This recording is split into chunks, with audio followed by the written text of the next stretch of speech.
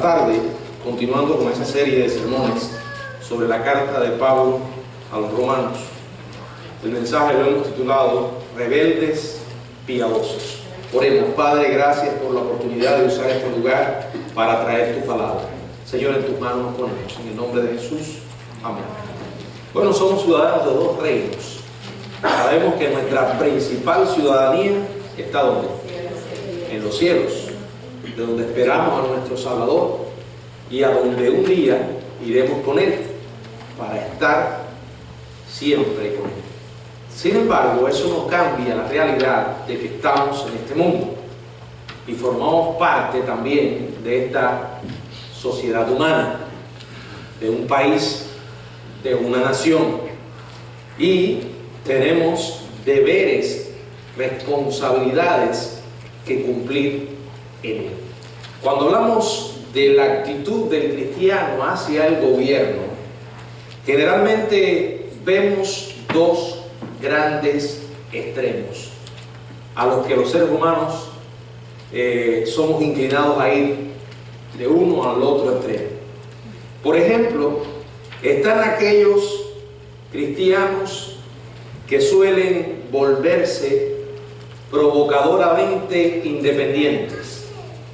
Son aquellos que alimentan una animosidad rencorosa y una actitud antigubernamental, no importa qué partido político esté en el poder.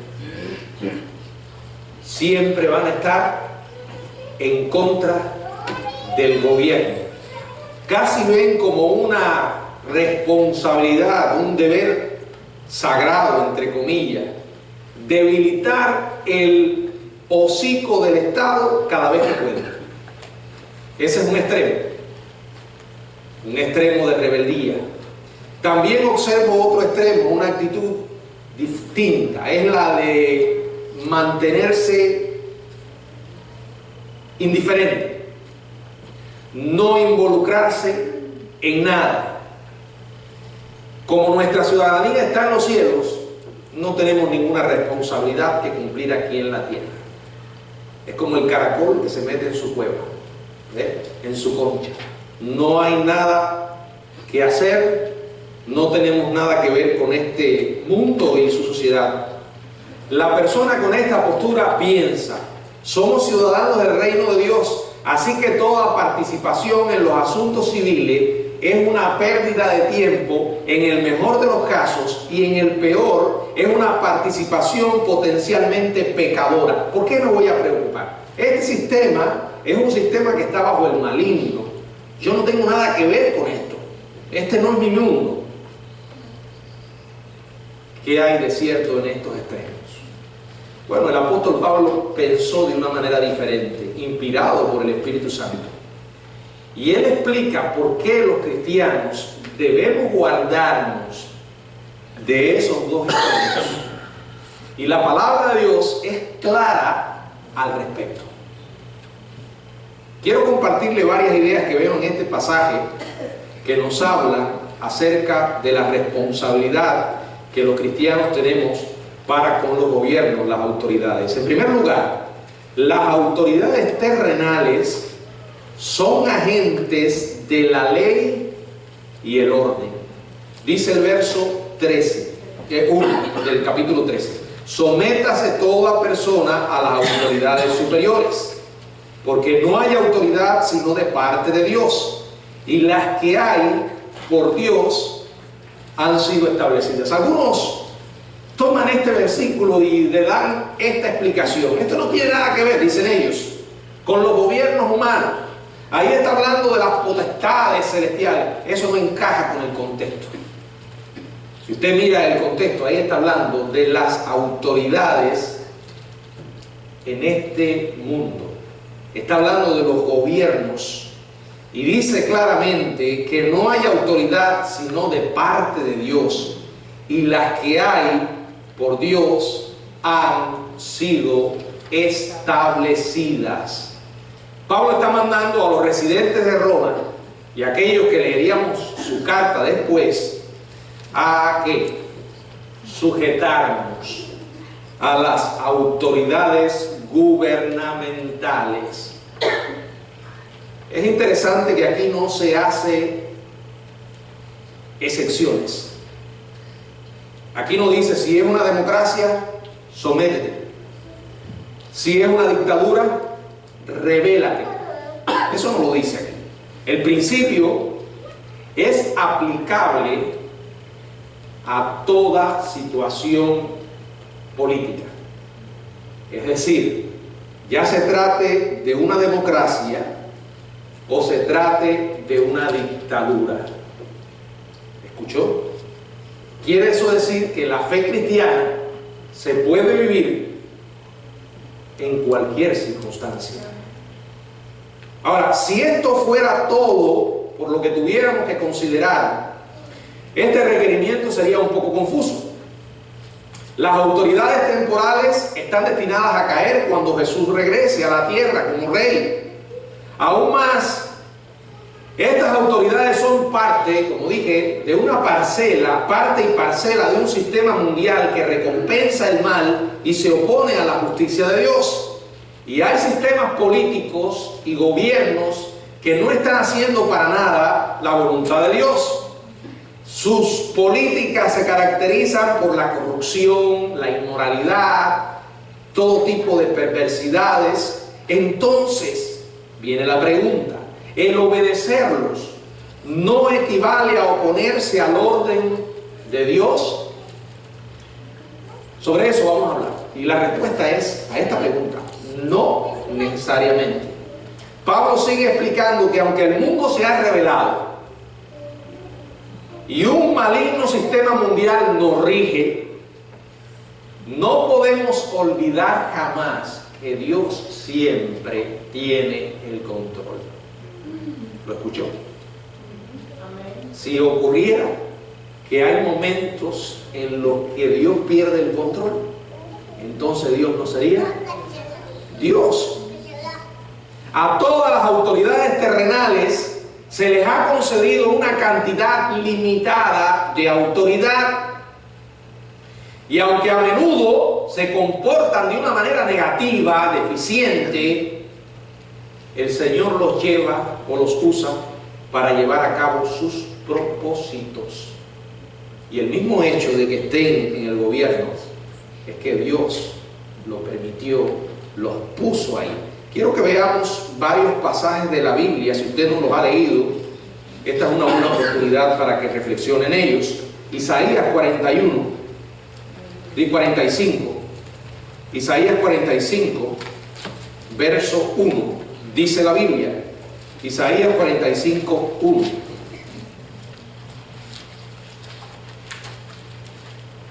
Así dice Jehová a su ungido. Cuando uno comienza a leer esto, le parece que va a hablar de un siervo espiritual de Dios, pero no. Dice a su ungido, a su apartado. ¿A quién? A Ciro, al cual tomé yo por su mano derecha para sujetar naciones delante de él y desatar lomos de reyes, para abrir delante de él puertas, y las puertas no se cerrarán. Aquí está hablando de Ciro. Se refiere a Ciro como un rey apartado por la providencia de Dios para cumplir sus propósitos divinos. Este era un rey pagano. No rendía para nada culto al Señor. Sin embargo, este monarca persa jugó un papel singular como pastor de Israel y como juez ungido por Dios sobre las naciones. ¿Qué quiere decir esto? Que Dios lo usó para llevar adelante sus propósitos. Eso lo dice la Biblia. ¿Qué dice Jeremías 25:9? Jeremías 25:9. Ahora aquí habla de otro rey. Habla del rey de Babilonia. Dice: he aquí enviaré y tomaré a todas las tribus del norte, dice Jehová, y a Nabucodonosor, rey de Babilonia. ¿Qué dice?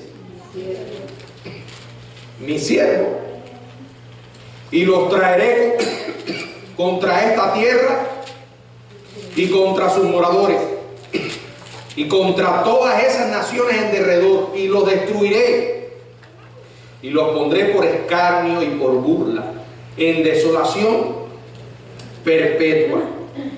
Es realmente interesante que el Señor llama aquí de un rey también pagano, el rey de Babilonia, lo llama mi siervo. Pero no es solo aquí. Vamos al libro de Daniel, en el capítulo 4, verso 32.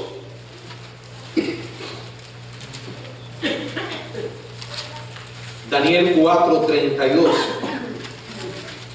Dice: y de entre los hombres te arrojarán, y con las bestias del campo será tu habitación, y como a los bueyes te apacentarán, y 7 tiempos pasarán sobre ti. Dice: hasta que reconozca que el Altísimo tiene el dominio en el reino de los hombres, y que lo da a quien Él quiere.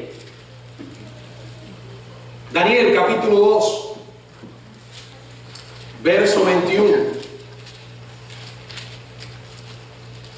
Él muda los tiempos y las edades, quita reyes y pone reyes, da la sabiduría a los sabios y la ciencia a los entendidos. Si usted es de los que ha creído que el mundo político es algo ajeno totalmente al conocimiento y a la intervención de Dios, está equivocado. Nuestro Dios es un Dios bien involucrado en los asuntos de este mundo, al menos es lo que creo por la palabra, y a mí me da una paz tremenda. No quiere decir eso que yo no voy a cumplir mis responsabilidades como ciudadano de este país, y si tengo la oportunidad de ir a votar por un candidato, no lo voy a hacer. No, ¿para qué? Si al final Dios va... No, siempre hay un factor humano en el que uno tiene que obedecer, y yo tengo que ser de influencia de alguna manera. Si puedo aportar un pequeño grano de arena, lo haré. Pero eso no cambia el hecho de que Dios sigue siendo soberano de este mundo, y que nada ocurre sin que Él lo permita. Por eso dice la palabra que tenemos que someternos a las autoridades. La conducta de un cristiano en cualquier gobierno debe ser una actitud de sometimiento. Tiene límites. Por eso el sermón se llama Rebeldes Piadosos. Tiene límites. En unos minutos voy a hablar acerca de esos límites. Pero de manera general, no debemos subvertirlas. O sea, no debemos desobedecer a las autoridades. Después que Dios creó el mundo, lo llenó, lo organizó y le dio un propósito a cada cosa creada. Cuando los gobiernos establecieron leyes e hicieron justicia, honraron el orden creado por Dios, aun cuando no lo obedecieron de manera perfecta. Así todo, la anarquía siempre es mala para todos. Como alguien dijera, es mejor un gobierno, aunque sea malo, que ningún gobierno, ¿verdad? Imagínense una nación donde no haya autoridades de ningún tipo. Sería el caos.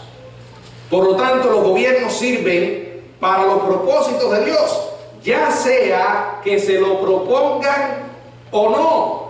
Ustedes se acuerdan de ese versículo donde dice que en las manos de Dios está el corazón del rey, y que Él nos mueve a lo que Él quiere. Lo dice la Biblia. Proverbios 21.1 dice, Proverbios 21.1 dice, como los repartimientos de las aguas, así está el corazón del rey en la mano de Jehová, y a todo lo que quiere, que lo inclina. En la Biblia hay muchos ejemplos de esto. ¿Se acuerda del caso de Artajerjes, allí en Esdras 7? De Tiglat-Pileser, en Isaías capítulo 10. El caso que ya mencionamos de Ciro. El caso de Nabucodonosor. Dios obra en medio de los tiempos. Los gobiernos se forman y prosperan con su permiso y dejan de existir cuando ya no sirven a su plan. Primer principio: las autoridades terrenales son agentes de la ley y el orden. Segundo, la obediencia civil nos permite temer a Dios, no a las personas. Dice el verso del 2 al 4. De modo que quien se opone a la autoridad, hermano, esto está claro, a lo establecido por Dios resiste. Y los que resisten acarrean condenación para sí mismos. Porque los magistrados no están para infundir temor al que hace el bien, sino al malo. ¿Quieres pues no temer la autoridad? Haz lo bueno y tendrás alabanza de ella. Verso 4. Porque es servidor de Dios para tu bien, pero si haces lo malo, teme, porque no en vano lleva la espada, pues es servidor de Dios, vengador para castigar al que hace lo malo. Todo gobierno es ordenado por Dios. Recuerden que Él fue el que estableció el gobierno humano. Ahora, eso no significa que todos los gobiernos estén haciendo lo que Dios quiere que hagan. Déjenme ver si me explico. Lo que es su voluntad revelada, la que aparece en la Biblia. Hay gobiernos que son inmorales, hay gobiernos que son abusadores. Eso no está reflejando el carácter de Dios, su voluntad revelada en la Biblia.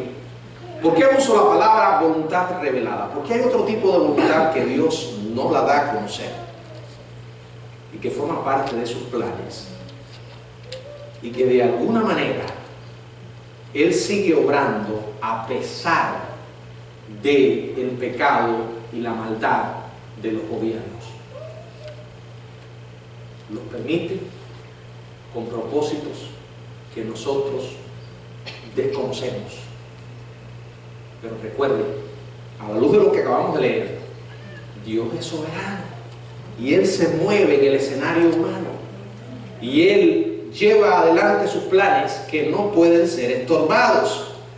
Ahora, hasta los gobiernos más perversos y más impíos pueden actuar y actúan como un freno para la delincuencia. Las únicas personas que necesitan temer son aquellas que están haciendo algo malo. Claro, hay gobiernos a veces que... Por eso yo veo que cuando un gobierno deja de cumplir su función y un país comienza a caminar en dirección a la anarquía, los días de ese gobierno están contados. Porque una de las funciones principales de un gobierno es ser un freno a la maldad, aun cuando estemos hablando, repito, de una dictadura. Pero cuando todo el mundo hace lo que le parece y el gobierno está lleno de narcotraficantes, y no estoy mencionando nombres, los días están contados y no hay que ser profeta para eso. La realidad, amados hermanos, que hasta los gobiernos más perversos son un obstáculo para la delincuencia. Las únicas personas que necesitan temer son aquellas que están haciendo algo malo. Si usted quiere vivir sin temor, haga el bien, obedezca las leyes, pague los impuestos, pare en los semáforos en rojo, no ande en exceso de velocidad, no se aproveche de la propiedad de su vecino, no invada su privacidad, no asalte bancos. Si hacemos el bien, ganaremos una buena reputación ante aquellos que están en autoridad y pondremos el nombre de Dios en alto. Miren, el beneficio de vivir sin temor al gobierno es doble. Primero, nos libera para temer a Dios. Esto es respetar su autoridad y hacer el bien porque esto le place. Y en segundo lugar, nos libra para servir a Dios más libremente que si estuviéramos metidos en prisión innecesariamente. Hay magistrados, los magistrados están para infundir temor y dice que no al que hace el bien, sino al que hace lo malo. son servidores de Dios para bien, y si tú haces el bien, no tienes nada que temer. La Biblia nos manda a obedecer las leyes. Siempre, no. Hay excepciones. Y usted me preguntará, ¿cuáles? Bueno, cuando una ley ya va directo a impedir algo que Dios nos pide o nos ordena hacer algo que Dios nos prohíbe. Ahí entonces, dice la palabra, es menester obedecer a Dios.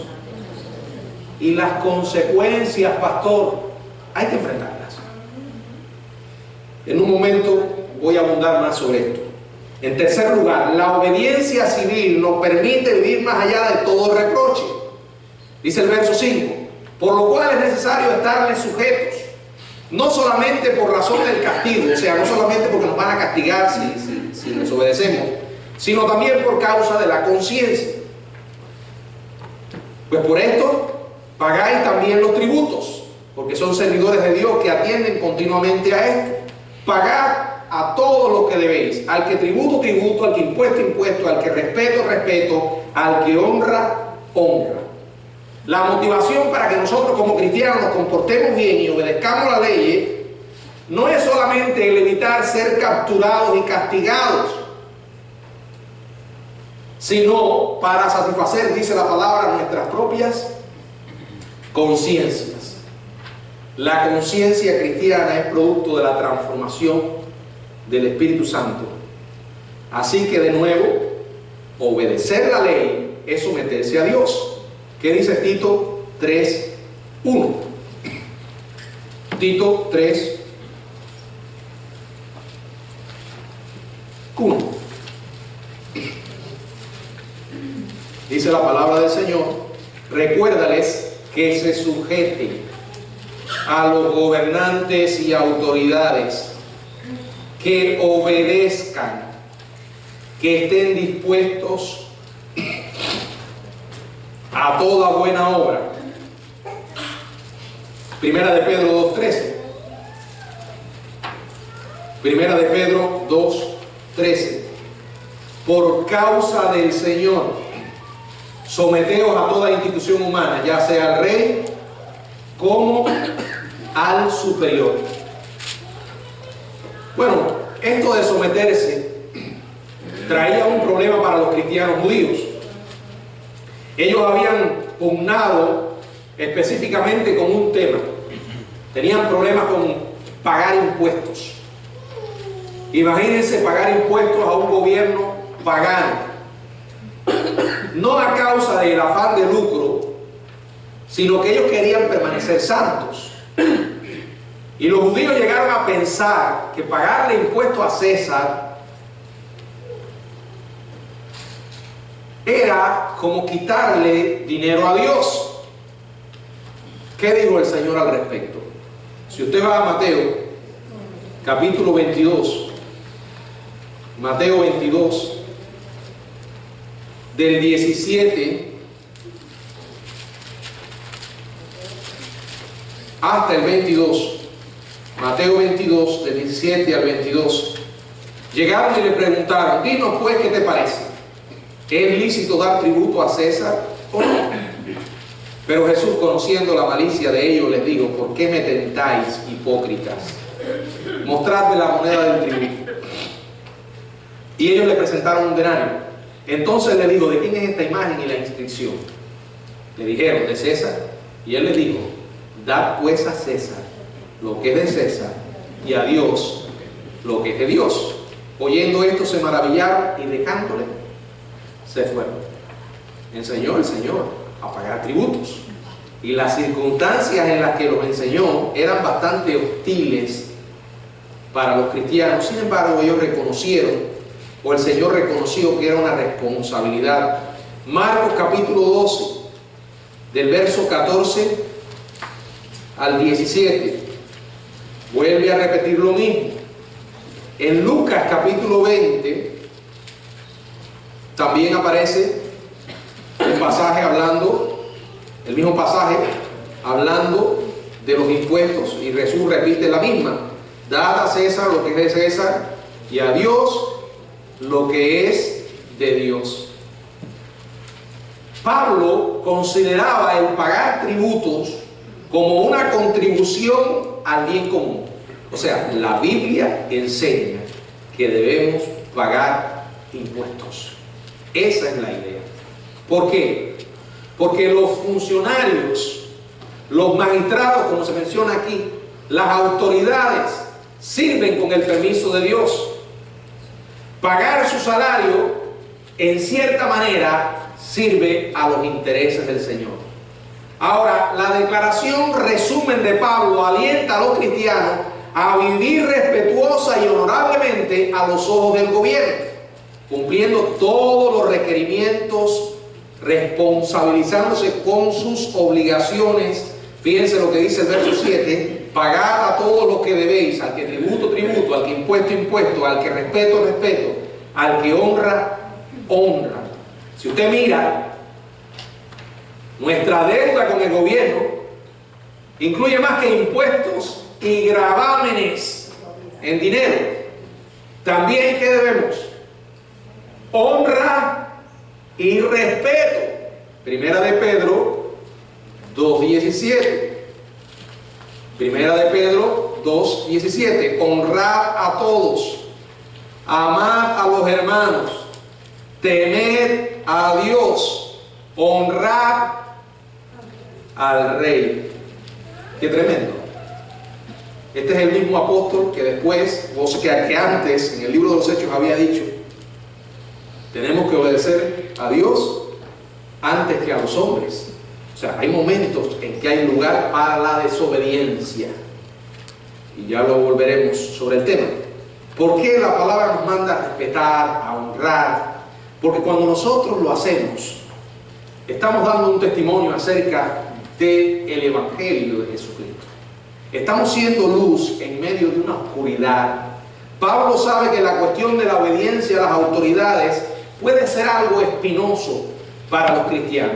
Yo sé que en este país es fácil, ¿verdad? Porque cuando uno vive en una democracia, donde usted puede elegir libremente su presidente y donde no es un engaño, aunque algunos por ahí digan que hay fraude, eso son canciones que siempre se cantan, pero nosotros sabemos que aquí existen instituciones y son respetadas, y las elecciones son, esa es la palabra, cosa que no ocurre en dictaduras, como por ejemplo, yo siempre pongo el ejemplo de Cuba. En Cuba yo no iba a las elecciones, nunca, y a veces obligaban a todo el mundo a ir a votar. Y si usted no iba, te iban a buscar a la casa y te decían: no vamos a cerrar el colegio electoral hasta que usted no vaya a votar. Y yo no iba a votar.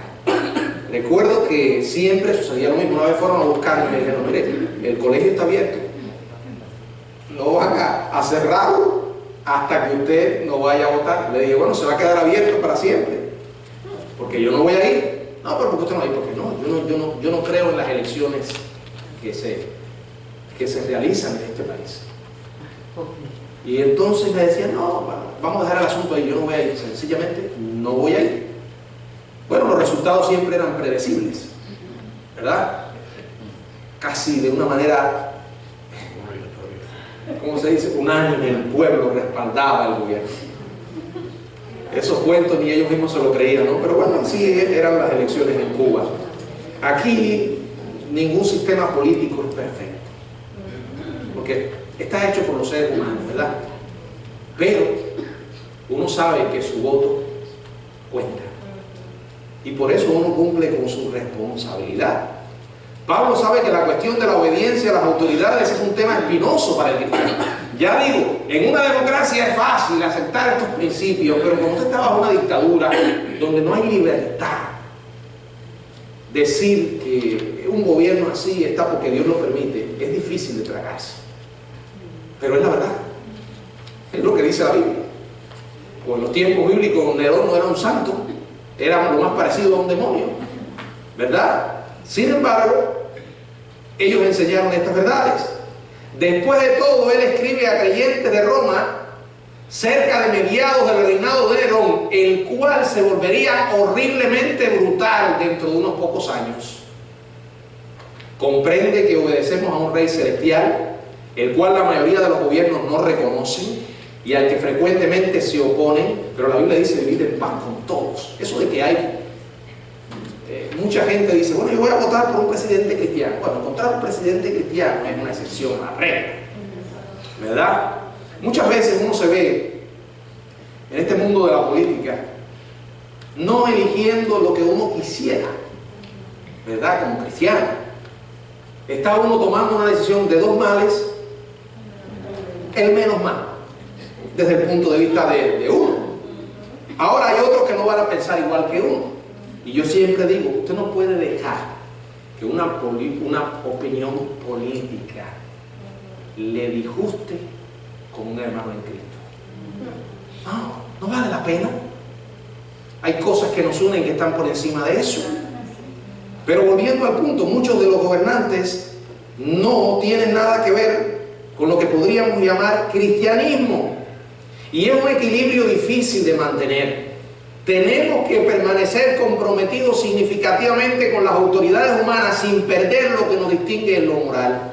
¿Qué quiere decir esto? Que un cristiano tiene que cooperar con las demandas del gobierno, mientras que tratamos pacíficamente de permearlo con las buenas nuevas. Bueno, si decimos yo no voy a involucrarme en nada de que tenga que ver con los asuntos del gobierno, ese es otro extremo. No está mal que un cristiano tenga una función como un oficial público que cumpla un cargo en el gobierno, si realmente está dispuesto a hacerlo como para el Señor y no para los hombres. Es una oportunidad que Dios le da de testificar y de ejercer influencia en el sistema para que otras personas puedan conocer el Evangelio. Ahora, el peligro está cuando usted pierde de vista su llamado y su propósito. Si en un punto yo dejo de creer, en primer lugar, en el poder transformador del Evangelio y pongo mi fe en los movimientos políticos, en las estrategias o en las leyes humanas, he perdido el balance. Claro, usted va a ejercer influencia a favor de leyes que usted crea que respetan y apoyan los valores que como cristianos tenemos.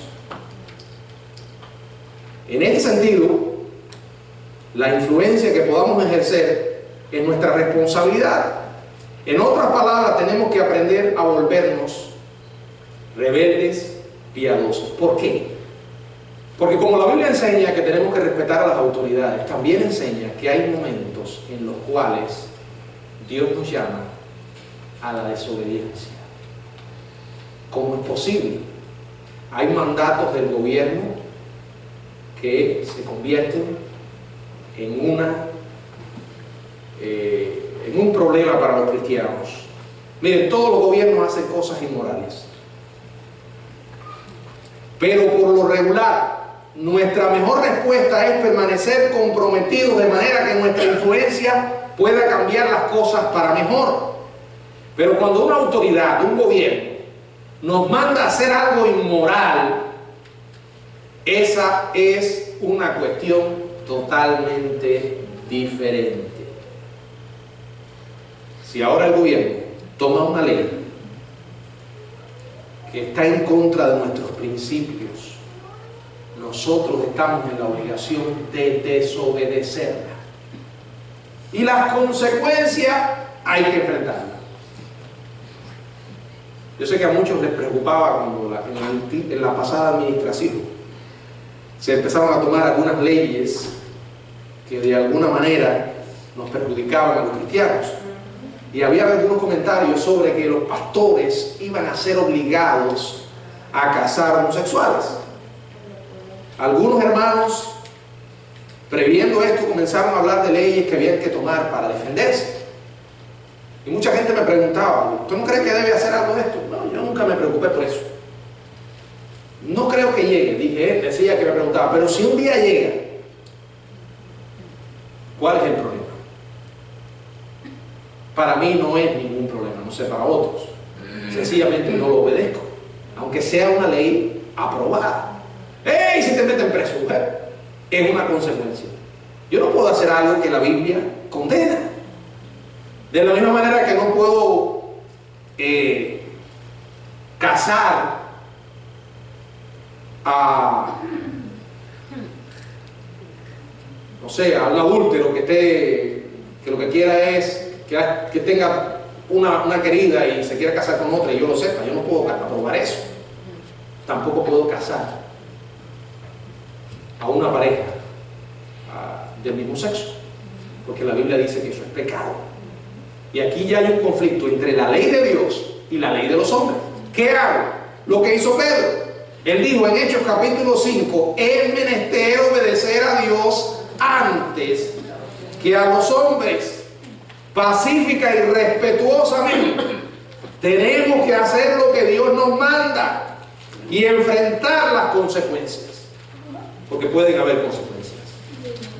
¿Tiene esto precedente bíblico? ¿Cómo no? En el Antiguo Testamento hay dos grandes ejemplos que aparecen registrados con claridad de lo que significa esto. El primero está en Éxodo capítulo 1, del 15 al 17. ¿Se acuerdan de la historia? Fue cuando Faraón decidió asesinar a los niños que nacieran. Éxodo capítulo 1, del 15 al 17. Y habló el rey de Egipto a las parteras de las hebreas, una de las cuales se llamaba Cifra y otra Fúa, y les dijo: cuando asistáis a las hebreas en sus partos y veáis el sexo, si es hijo, matadlo, y si es niña, entonces que viva. Pero las parteras temieron a Dios y no hicieron como les mandó el rey de Egipto, sino que preservaron la vida de los niños. Hay otro ejemplo y es la historia de Daniel. ¿Se acuerdan? En el capítulo 6, cuando aquellos jóvenes querían obligarlos a adorar la estatua del rey y ellos se opusieron. Bueno, y en Daniel capítulo 6 está esta historia específicamente cuando querían que comieran la comida del rey. Estaban los 4 jóvenes hebreos que hicieron la estatua y los obligaron a adorarla, y ellos dijeron: nosotros no lo vamos a hacer, y aunque Dios no nos libre, no lo vamos a hacer. Y aquí con la comida también se propusieron en su corazón no contaminarse. Pero en el caso de Daniel es la historia del edicto que fue firmado para obligar a que se orara solo al rey, y que estaba prohibido orar a cualquier otro rey que no fuera él. Y Daniel, cuando supo lo del edicto, entró en su casa, abiertas las puertas de su cámara que daban hacia Jerusalén, se arrodillaba 3 veces al día, lloraba y daba gracias delante de su Dios como lo solía hacer antes. Eso es desobediencia a los hombres, pero obediencia a Dios. Miren, hermanos, no podemos seguir con el cuento de que Estados Unidos es una nación cristiana. No es una nación cristiana. No lo es. Para que una nación sea cristiana, todas las personas tienen que ser cristianas, ¿verdad? Cada día se parece más a otras naciones. Ustedes conocen la historia en los últimos años. Se ha vuelto cada vez más hostil al cristianismo. Ahora, nuestra respuesta ahora no debe ser diferente a la que Pablo enseñó a aquella audiencia original. No podemos aislarnos de los asuntos públicos y dejar que nuestra influencia, tenemos que dejar que nuestra influencia cree oportunidades para predicar el Evangelio. Pero recuerden, no podemos nunca dejar de creer en el poder del Evangelio para transformar vidas. Por desgracia, van a llegar momentos en que hay que oponerse a los gobiernos. La mayoría de las democracias tienen medio para lo que se llama la desobediencia civil. Un medio por medio del cual las personas pueden disentir pacíficamente desde dentro del sistema. En gobiernos estables que están relativamente libres de corrupción, este es el medio más efectivo para corregir los errores oficiales. También, por ejemplo, los tribunales pueden ser útiles como herramientas para el cambio. Pero acuérdense, no podemos perder de vista cuál es nuestra función. Ahora, en raras ocasiones hay que confrontar las políticas del gobierno de una manera más dramática. Por ejemplo, cuando se aprueban leyes que requieren violar los claros mandatos de la Biblia, tenemos que desobedecer pacíficamente. No significa ahora que usted va a decir, vamos a buscar armas, nos vamos a rebelar en contra del gobierno y vamos a fundar el Frente Cristiano de Liberación Nacional. Ese no es el punto. Para eso no hay justificación en ninguna manera. Cuando la política del gobierno comienza a abusar a personas indefensas, tenemos que iniciar una acción pacífica para oponernos a esa persecución. Miren, nosotros sabemos que la inmigración es un problema en este país. Voy a tocar un tema neurálgico. Yo sé que hay leyes y hay que respetar las leyes.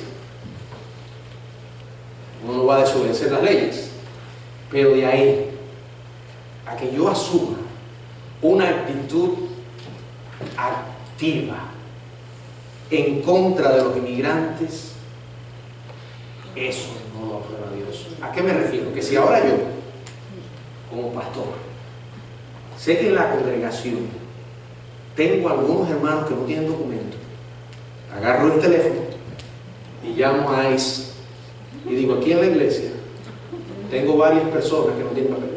Yo no tengo justificación para eso. Ustedes se ríen, pero ¿quieren que les diga algo? Yo conozco iglesias que lo hacen. ¿Y cuál es la justificación? No, que están desobedeciendo las leyes. Ya eso es debatible. Yo como pastor, soy pastor de todo el que llegue a esta iglesia. Y no me interesa si tiene papeles o no los tiene.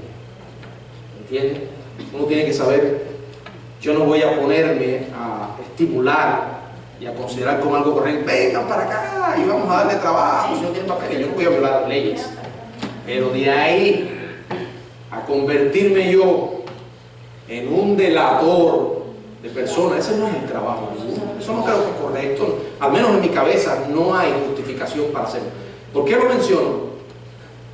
Porque hay lugares donde sucede. También está el otro extremo, ¿verdad? Aquellos que no quieren entender las leyes y que se olvidan de que hay leyes que hay que respetarlas y cogen la religión como un mecanismo para incentivar la desobediencia y el respeto a las autoridades. Eso también está mal. ¿Se dan cuenta? Tenemos que tener muchísimo cuidado. Un ejemplo de este tipo de acción fue la campaña de desobediencia civil conducida contra las leyes racistas del sur americano durante los años de la década del 60. Los manifestantes, aunque a menudo sufrieron maltrato, nunca dispararon un tiro. Ahora, el gran problema es que a veces con estas desobediencias civiles, algunos se meten y provocan actitudes agresivas. No tiene justificación el que usted destruya la propiedad pública, agreda a otras personas en nombre de la democracia o de la desobediencia civil. Ese no es el punto. Por eso tenemos que tener mucho cuidado. Si usted sabe que involucrarse en algo está tomando ya un camino que no debe tomar, deténgase. A veces es preferible de manera individual decir lo que uno piensa y por qué lo cree, que involucrarse en cosas que usted sabe que están tomando un camino negativo. La palabra de Dios dice que somos sal de este mundo. Tenemos la responsabilidad de predicar el Evangelio. en medio de cualquier sistema y ser testimonios de Jesucristo. No poner nuestra esperanza en ningún sistema político. Sí, uno debe votar conforme a sus principios, pero recordar que el que cambia los corazones y la esperanza para Estados Unidos de América y cualquier mundo, cualquier lugar del mundo, está en Jesucristo, no en los sistemas humanos. Hay dos extremos: aquellos que se aíslan, no quieren saber nada con el mundo, y aquellos que se meten tanto que se olvidan que el Rey de Reyes es el que gobierna y ponen su esperanza en los hombres. La Biblia nos llama a mantener el equilibrio. ¿Por qué? Porque Romanos capítulo 13, los primeros versículos que hemos estudiado, son aplicables a cualquier sistema político. Es decir, usted puede ser cristiano aquí y ser cristiano en Corea del Norte. Y que en Corea del Norte no es fácil. No es fácil. Pero los cristianos se están reuniendo. ¿Desobedecen la ley? Sí. ¿Por qué? Porque se siguen reuniendo. ¿Dónde? En lugares secretos, escondidos, velando al gobierno, porque su fe tienen que practicarla. Y en dictaduras, en gobiernos totalitarios, los cristianos muchas veces nos tenemos que volver sumamente ingeniosos. Y el cristiano tiene que buscar la manera de llevar adelante su fe y sobrevivir. Donde uno vive en un país que sus derechos son respetados es fácil, pero donde uno vive pisoteado, perseguido, es difícil. Pero aún así se puede vivir la fe. Habrá momentos en que habrá que ser rebeldes, pero recuerden, rebeldes, piadosos. Que el Señor los bendiga.